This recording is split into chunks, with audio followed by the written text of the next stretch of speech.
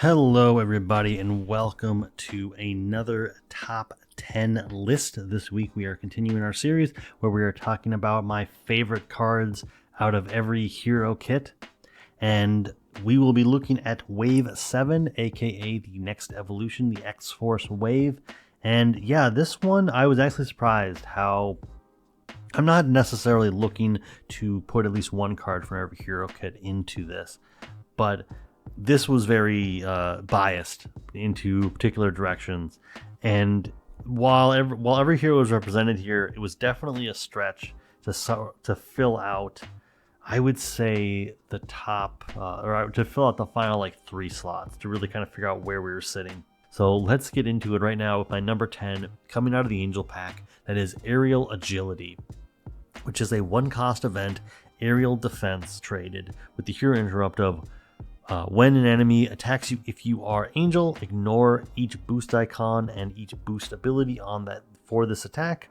And if you are Archangel, give your hero a tough status and you gain Retaliate 1 for this attack. Both of these have very potent abilities to just blank an attack, mostly probably from the villain, unless there is a very, very scary minion out there. There are some minions that, attack for 3. And in Angel form, you're not going to blank the boost abilities, are you? But either way, I guess they could have Villainous. This card does rank low because I do think this is a very fun card, but I have found more and more that it just, if I'm not an Archangel, I don't play it. So often, it's like the appealing part of it is just that tough status and the Retaliate 1 to just like blank the entire attack and deal a damage back at the cost of 1. It's not perfect, but it generally works out pretty well, especially if you are already in like a perfect defense build. You can just guarantee you're not going to take any damage from a defense. But I certainly want to see more value out of the Angel side of this. I want to feel like I know exactly how much damage I'm taking because the boost ability, the boost icons and the boost ability are not even going to be a factor, but it just doesn't come up enough for me. And so that's why it probably could have been in my like top 5 6 months ago, but it has just fallen to the point where I don't value this card as much as I used to. And I feel like I've played Angel recently and it's just not hitting the same way that it used to. Moving on to my number 9, this was another one that I kind of hemmed and hawed to I don't know that I hemmed and hawed to find it, but then as it came time to sort of make the list, I realized that how low it has fallen for me. And that is the upgrade Plasma Rifle, which is a 2-cost upgrade, tech weapon traded. It is restricted, which we should expect. And a hero action of attack, exhaust Plasma Rifle, and spend an energy resource. Deal 1 damage to an enemy for each side scheme in the victory display to a maximum of 4. This attack gains ranged. Range really keeps this relevant because Sharpshooter is an option. Although I feel like this is the only thing that Cable has in his kit that has ranged naturally. So Sharpshooter is sort of like a last ditch, like your 40th card you put into the deck because you just happen to have this synergy. I love putting side schemes into the victory display. That's what Cable is really good at. He is the player side scheme guru. But I have just found recently that this is just not consistently dealing me 3+ damage as much as I kind of assumed it would. And it's still very capable of doing that.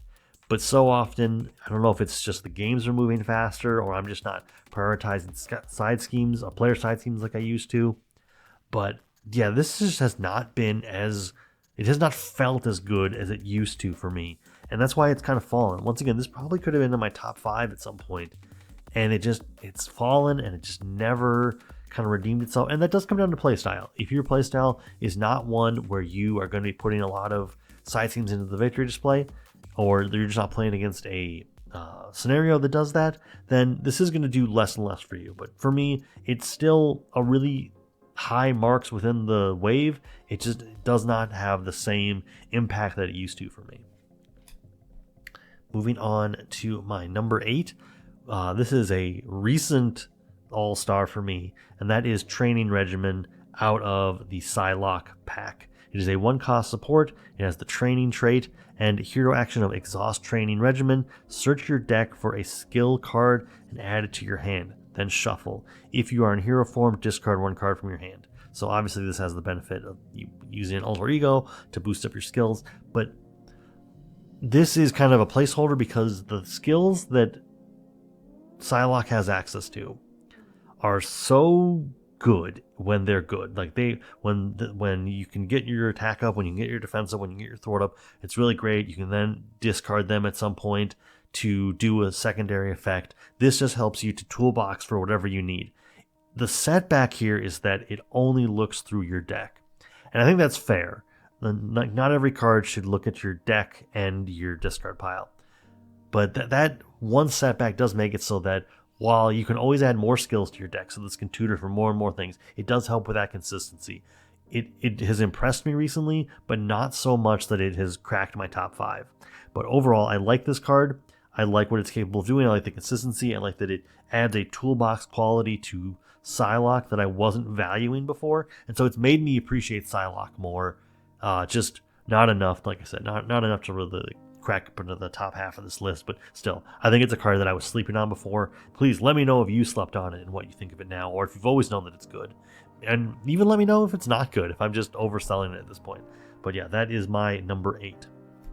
Moving on to my number 7, we're going to be talking about the 0-cost upgrade Puncture Wound out of the X23 pack. It is a condition traded card with attached to an enemy that X23 or Honey Badger, her signature ally, has attacked this turn. Attached enemy gets -1 attack. That's already pretty good. That can blank attacks. That can really just make it so that you buy yourself an extra turn from the villain. But then it has the force response of after the player phase begins, discard this card and deal 3 damage to the attached enemy. What I like about this is in a situation where the math is starting to get super, like you're right on the edge of being able to win. One, like I said, this buys you an extra attack from the villain or whatever enemy you're talking about, but then it also just deals 3 damage. X23 is already really good at doling out damage. She can ready up like at least twice a turn on average because you care so much about Honey Badger. Honey Badger is constantly in play. That gives you a ready. Her ability naturally gives you a ready. Like, so you can take her stats and just kind of like double or triple them very easily. But Puncture Wound just does that really thematic. I think the theming here is what's strongest for me. Is it does buy you that extra turn. It does get you just a little more damage through. But also, it's that whole like anime thing where they cut the enemy, they seem fine, they start walking away from them, and then that one slash comes through and they just kind of like part ways. Like that is what Puncture Wound makes me think of. And yeah, just for the theming alone, it topped my list and yeah, fell into my number 7. Number 6 is I think going to be a little controversial just because I think it's such a good card. And I think that just speaks to how much I enjoy other cards out of the wave. But Jackpot is my number 6. It is the resource out of the Domino pack that has the response of after this card is discarded from the top of your deck, shuffle it back into your deck.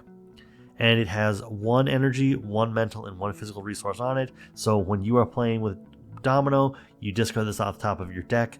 The stuff that discards cards off the top of your deck cares about the amount of resources. This is an automatic 3.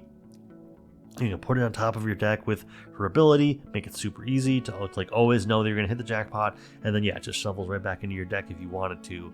And there are times when you will choose to let it go into your discard pile because you're going to switch to Alter Ego, you're going to swap it back into your hand so that you can put it back on top next turn. That is a decision tree that you have. I think that it's great for adding that, for making it so that these kind of decisions are things you can think about. But yeah, overall, this just is such a stellar card that I don't know that I've ever used it for just its 3 resources. I probably have, especially things that have requirements on them.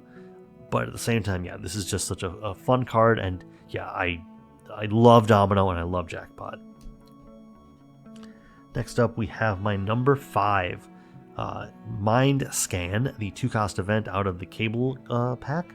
It is Psionic, Superpower, and Thwart traded, and it has the hero action of Thwart, remove 3 threat from a scheme, remove 1 additional threat from that scheme for each side scheme in the victory display. So while I did kind of put down Plasma Rifle for just not being enough, Mind Scan being able to take 5, maybe 6 threat off of a scheme for the cost of 2 is just great.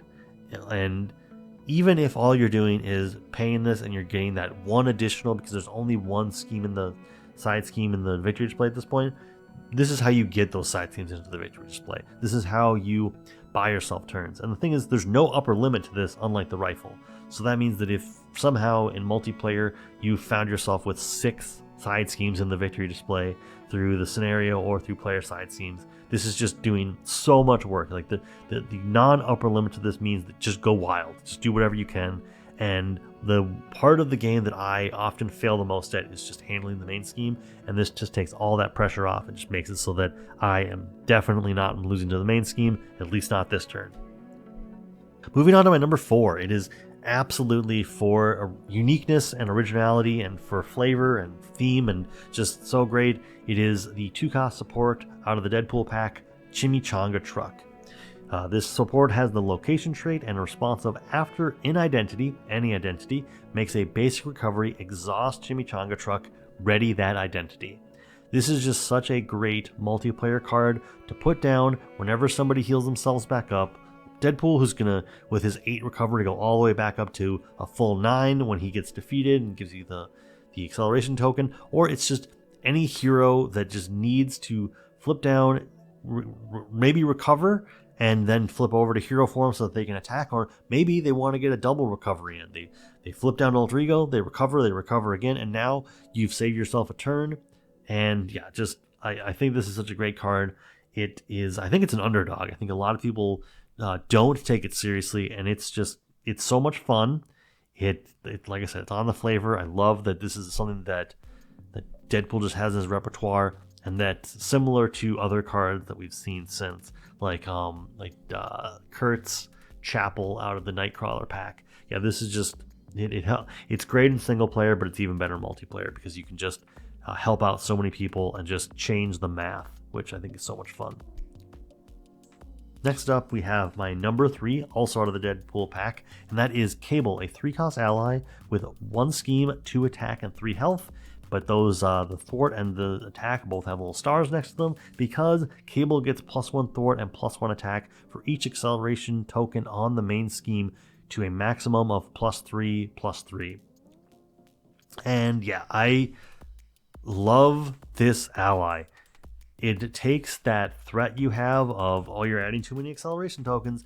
Well, Cable just says, we're not going to worry about the acceleration tokens. In fact, now I've got 5 attacks, so just equip me up, give me an extra ready. I will just take down whatever enemy you need. I can thwart amazingly. Like, obviously, this does have an upper limit, and I think it's probably safe that it has an upper limit.